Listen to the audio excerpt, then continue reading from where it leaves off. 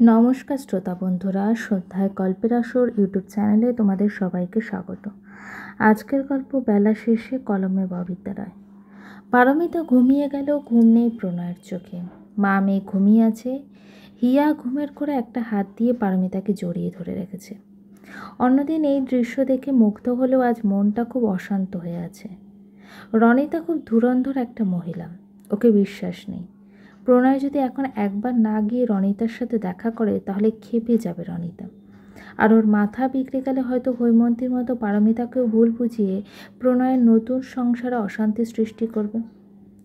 প্রণয় দীর্ঘশ্বাস ফেলে উঠে দাঁড়ালো। একটা শার্ট গায়ে জড়াতে জড়াতে নিঃশব্দে ঘর থেকে বেরিয়ে গেল। যাওয়ার আগে একবার ঘড়ি দেখে নিল। ঘড়ির কাঁটায় রাত 1টা ছুঁই ছুঁই করছে। প্রণয় ড্রয়িং রুমে গিয়ে দেখলো রনিতা আধশোয়া হয়ে গভীর মনোযোগ দিয়ে টেলিভিশন দেখছে। প্রণয় রনিতার সামনে দাঁড়িয়ে চাপা কণ্ঠে বলল, এত রাতে আমাকে ডেকেছেন কেন? প্রণয়কে দেখে হুড়মুড়িয়ে উঠে বসলো রনিতা। মুখে হাসি খেলে গেল। প্রণয়ের হাত ধরে নিজের পাশে বসিয়ে দিল রনিতা। প্রণয় সরে বসল। সেদিকে তাকিয়ে রনিতা আবারও হাসল। বলল, বিবাহিত জীবন কেমন কাটছে তোমার? নিশ্চয়ই বউকে খুব আদর করা হয়। প্রণয় কণ্ঠে বিরক্তি ফুটিয়ে বলল, মাঝরাতে এগুলো বলার জন্য আমাকে ডেকেছেন? না, একদম না। রনিতা উঠে এসে প্রণয়ের গা ঘেঁষে বসল। ফিসফিস করে বলল, তোমার দাদা তো বিছানায় গেলেই বিড়াল হয়ে যায়। প্রণয়ের গা গুলিয়ে উঠল। দাঁতে দাঁত চেপে বলল, ডাক্তার দেখান, এই রোগের চিকিৎসা তো আছে। দুধ, ওটাকে আমার ভালোই লাগে না। আমার তো ভালো লাগে তোমাকে, তুমি তো আমাকে পাত্তাই দিলে না। প্রণয় চট করে উঠে দাঁড়ালো। কড়া কণ্ঠে বলল, ভেবেছিলাম ভালো হয়ে গেছেন। বয়স বাড়লে কী হবে, আপনার স্বভাব চরিত্র তো একটুও বদলায়নি। আর কখনো যদি এই ধরনের কথা বলেন, আমি আর কাউকে মানব না, সরাসরি হৈমন্তীর দাদাকে বলে দেব।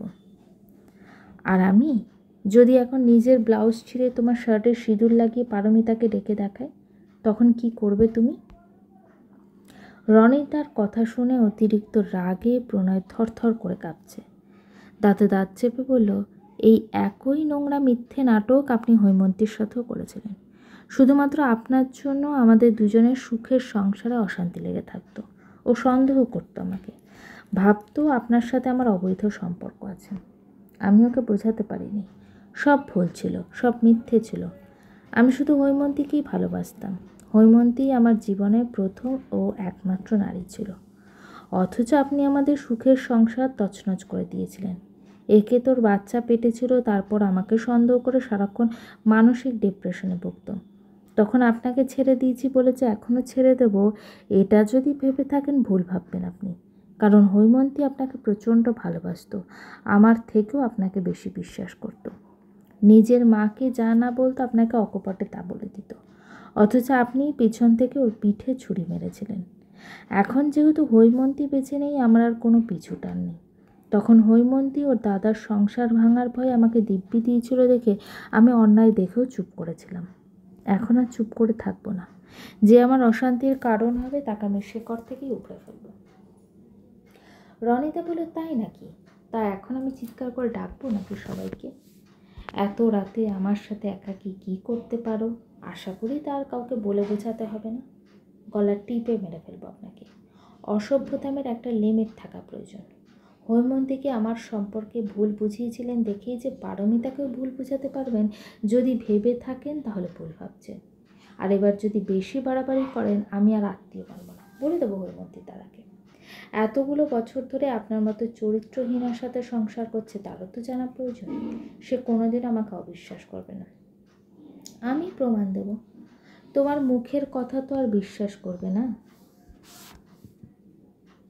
আপনার মুখের কথা তো বিশ্বাস করবে। আমি সেই ব্যবস্থাই করব।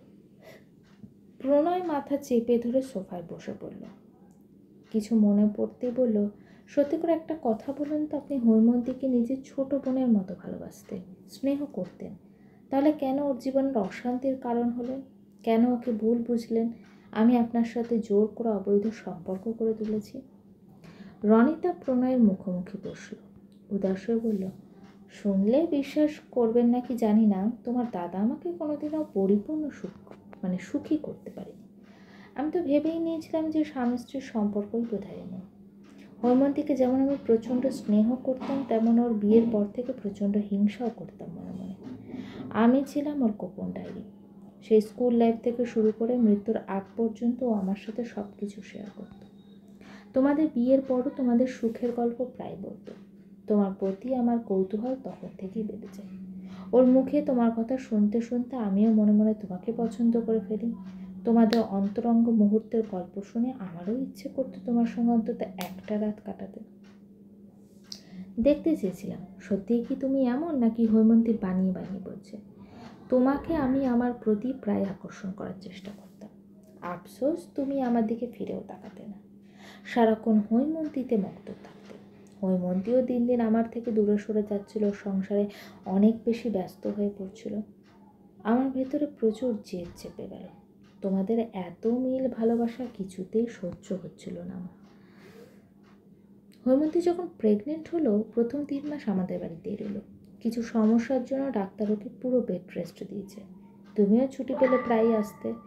হৈমন্তী অসুস্থ থাকার কারণে তুমি যেহেতু ওর সাথে ঘনিষ্ঠ হতে পারতে না, আমি ঠিক সেই সুযোগটাকে কাজে লাগিয়েছি। সেদিন বাড়ি ফাঁকা ছিল।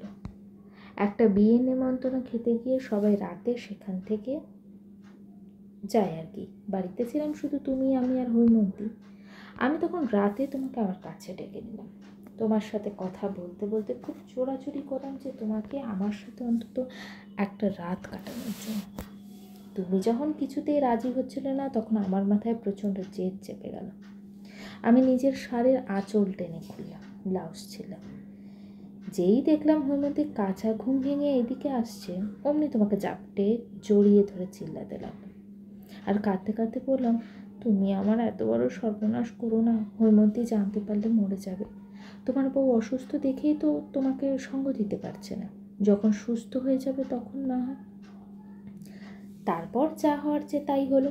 হৈমন্তী ভুল বুঝলো তোমাকে, তোমার হয়ে ক্ষমা চাইলো আমার কাছে। তোমাদের এত মধুর সম্পর্ক আস্তে আস্তে শিথিল হয়ে গেল। হয়তো ঘৃণা করতো হৈমন্তী তোমাকে। প্রণয়ের ইচ্ছে করছে এই মহিলাকে গলা টিপে মেরে ফেলতে। যুগে যুগে নারীরাই নারীর যে বড় শত্রু তা প্রমাণিত। শুধুমাত্র হৈমন্তীর সুখ সহ্য করতে পারিনি দেখেই মহিলা হৈমন্তীর সংসারে আগুন লাগিয়ে দিয়েছে। একটা মেয়ে আরেকটা মেয়ের সুখের সংসারের গল্প শুনতে শুনতে হিংসায় জ্বলে পুড়ে সুখের সংসারটাই ধ্বংস করে দিতে পারে। এই মহিলা হচ্ছে তার জলজ্যান্ত প্রমাণ। ওই ঘটনার পর থেকে হৈমন্তী প্রণয়ের সাথে এক বিছানায় ঘুমোতে পর্যন্ত না। একে তো প্রেগনেন্ট ছিল, তারপর সারাক্ষণ মানসিক ডিপ্রেশনে ভুগত। হৈমন্তীর মলিন মুখের দিকে তাকানো যেত না, কষ্টে প্রণয়ের বুক ফেটে যেত। সেদিনের পর ওই মহিলাকে আর কোনো দিনও প্রণয়ের বাড়িতে আসতে দেয়নি প্রণয়। একবার এসেছিল হৈমন্তী মারা যাওয়ার দিন, আর আজকে পারমিতাকে দেখার বাহানায় আবার এসেছে। প্রণয় কতবার হৈমন্তীকে বোঝানোর চেষ্টা করেছে, হৈমন্তী বুঝতে চায়নি। বৌদির মিথ্যা কথাটাকে সত্যি ভেবে প্রণয়কে ভুল বুঝে দূরে দূরে থাকতো সবসময়। শেষের দিকে অবশ্য বৌদির আসল রূপ ধরে ফেলেছিল হৈমন্তী। তখন মেয়েটা খুব অনুতপ্ত হয়েছিল। বারবার প্রণয়ের এক হাত জড়িয়ে ধরে ক্ষমা চাইত, আর সারাক্ষণ দু চোখ দিয়ে নোনা জল গড়িয়ে পড়ত। ওর বৌদির প্রতারণা ও কিছুতেই মেনে নিতে পারছিল না। এত কিছুর পরও প্রণয় সমস্ত দুঃখ কষ্ট অভিমান অভিযোগ একপাশে সরিয়ে রেখে কথা দিয়েছিল হৈমন্তীকে যে বাবুটার জন্ম হলে ওরা আবার নতুন করে শুরু করবে, ওদের সংসার সুখের হবে, ভালোবাসায় ভরে উঠবে।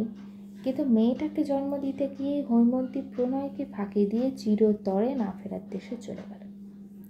রনিতা প্রণয়ের কাছে আসতে চাইল। প্রণয় সজোরে ধাক্কা মেরে সরিয়ে দিল রনিতাকে। রনিতা ছিটকে গিয়ে পড়ল টেবিলের কোণায়। কপালে বেশ চোট পেয়েছে। প্রণয় বলল, আগামীকাল সকালে আমি ঘুম থেকে ওঠার আগে এই বাড়ির থেকে চলে যাবেন আপনি, নাহলে আমি নিজের মুখে প্রমাণসহ হৈমন্তীর মাকে সব কিছু বলে দেবো। তাদেরও জানা উচিত যে তাদের বাড়ির বইয়ের মেন্টালিটিটা কতটা নোংরা। তোমার কথা কেউ বিশ্বাস করবে না। প্রণয় হাসল, বিদ্রুপের হাসি। বলল, কনফিডেন্স থাকা ভালো, তবে ওভার কনফিডেন্স থাকা একদম ভালো না। আপনার চরিত্র তো আমি জানি, এবার আর বোকামো করিনি।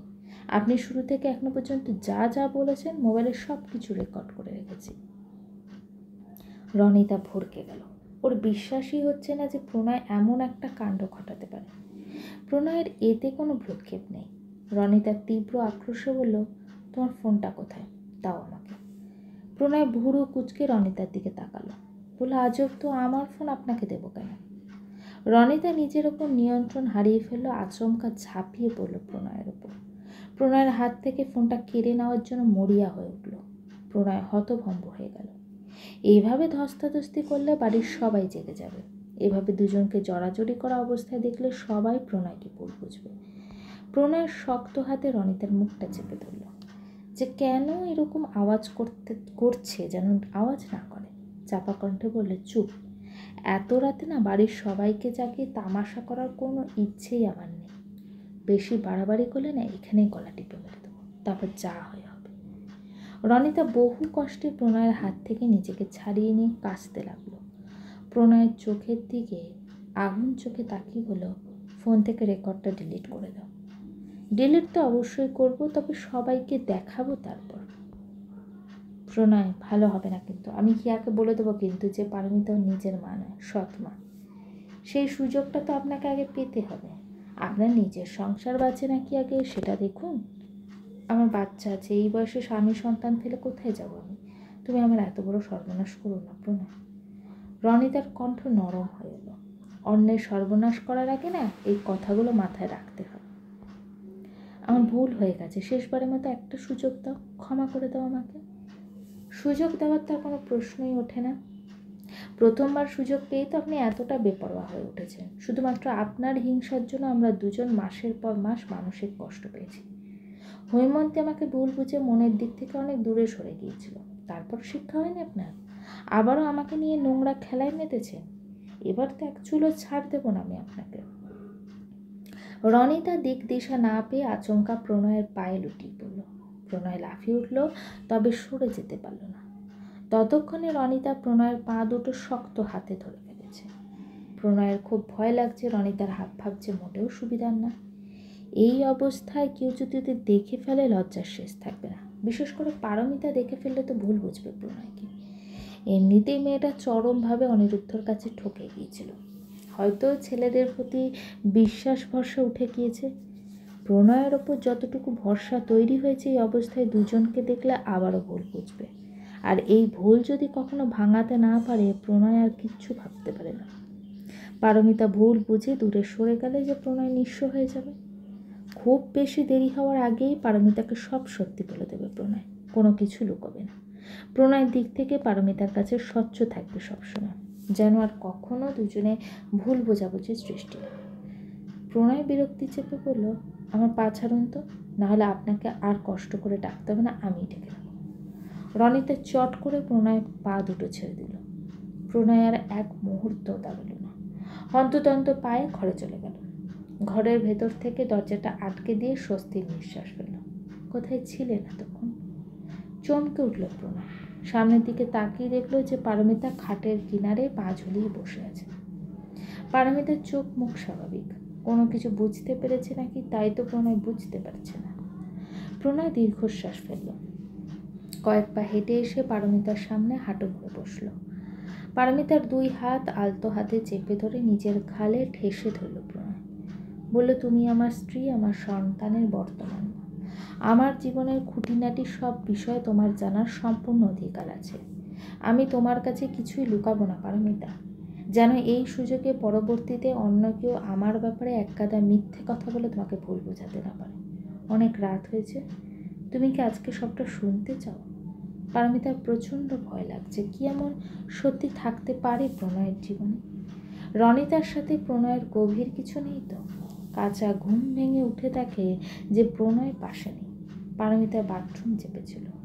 বাথরুমে গিয়ে দেখে ওখানেও প্রণয় নেই। মানুষটা এত রাতে কোথায় গেল বুঝতে পারেনি পারমিতা।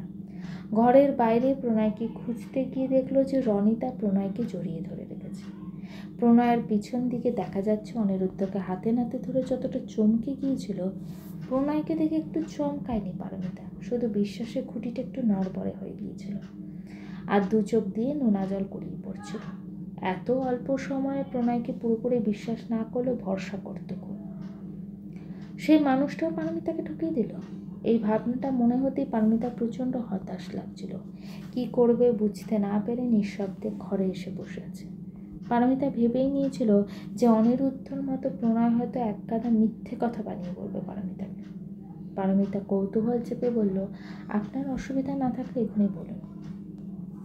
চলো ব্যালকনিতে যাই। যদিও হিয়া ঘুমিয়ে আছে, তবুও হিয়ার সামনে এসব ব্যাপারে আলোচনা করতে চাচ্ছি না। পারমিতা মাথা নেড়ে সায় দিল। প্রণয় পারমিতার এক হাত ধরে নিয়ে গেল ব্যালকনিতে। প্রণয় রেলিং ঘেঁষে দাঁড়িয়ে পকেট থেকে ফোন বের করে একটা রেকর্ড করা অডিও ক্লিপ ছেড়ে দিয়ে ফোনটা পারমিতার হাতে তুলে দিল। বলল, এটা শোনো, আমি এতক্ষণ কোথায় ছিলাম, এটা শুনলে হয়তো সবটা বুঝতে পারবে। পারমিতা খুব মনোযোগ দিয়ে রেকর্ডটা শুনল। একবার না দুবার শুনল। এতক্ষণ প্রণয়কে মিছিমিছি ভুল বোঝার জন্য মনে মনে খুব অনুতপ্ত হলো পারমিতা। ছি, একটা মেয়ে মানুষ মন মানসিকতা কতটা নিচু আর জঘন্য হতে পারে এই রেকর্ডটা না শুনলে তো বুঝতেই পারতো না পারমিতা। পারমিতার গা জ্বলে উঠছে। ইচ্ছে করছে ওই মহিলার চুল টেনে ছেড়ে দিতে। অন্যের স্বামীর দিকে লোলুপ দৃষ্টি দেওয়ার শখ সারা জীবনের মতো মিটিয়ে দিতে ইচ্ছে করছে। প্রণয় বলল, এই মহিলাকে কখনো প্রশ্রয় দেবে না, আর হিয়ার আশেপাশে তো বলেও যেতে দেবে না। যে মহিলা নিজের স্বার্থের জন্য আমার সংসার ভাঙার নোংরা ছক কষতে পারে, সেই মহিলার সুযোগ পেলে আমার মেয়ের মন আমার বিরুদ্ধে বিষিয়ে দেবে না, তার কি গ্যারান্টি? তুমি একটা কাজ করবে পারমিতা? কি করতে হবে বলুন? হৈমন্তীর মাকে আমি এই রেকর্ডটা শোনাতে পারবো না, আমার লজ্জা লাগছে। আমার হয় তুমি একটু ক্লিপটা ওনাকে শোনাবে? ওনারও জানা উচিত যে উনি যে দুধ কলা দিয়ে কালসাপ পুষছেন। অবশ্যই শোনাবো। তাছাড়া আমি দেখালে ওই মহিলা সন্দেহ করতে পারবে না। আপনি আমার ফোনে সময় করে এটা দিয়ে রাখবেন। প্রণয় হাঁপ ছেড়ে বাঁচল। পেছন থেকে আলতো করে জড়িয়ে ধরল পারমিতাকে। পারমিতার কাঁধে চিবুক রেখে ফিসফিস করে বলল, ভাগ্যিস রেকর্ডটা করে রেখেছিলাম, না হলে তুমিও তো হৈমন্তীর মতো আমাকে ভুল বুঝতে, হয়তো মনের দিক থেকে দূরে সরে যেতে, যদিও তোমার মনের কাছাকাছি এখনো আসতে পারি। পারমিতার বুকের ভেতর কামড় দিয়ে উঠল। অনুশোচনার শতগুণ বেড়ে গেল। পারমিতার সামনে ঘুরে প্রণয়কে নিজের থেকে জড়িয়ে হু হু করে কেঁদে দিল। প্রণয় নিজের বুকের ভেতর পিষে ফেলল পারমিতাকে। বলল, কাঁদছো কেন?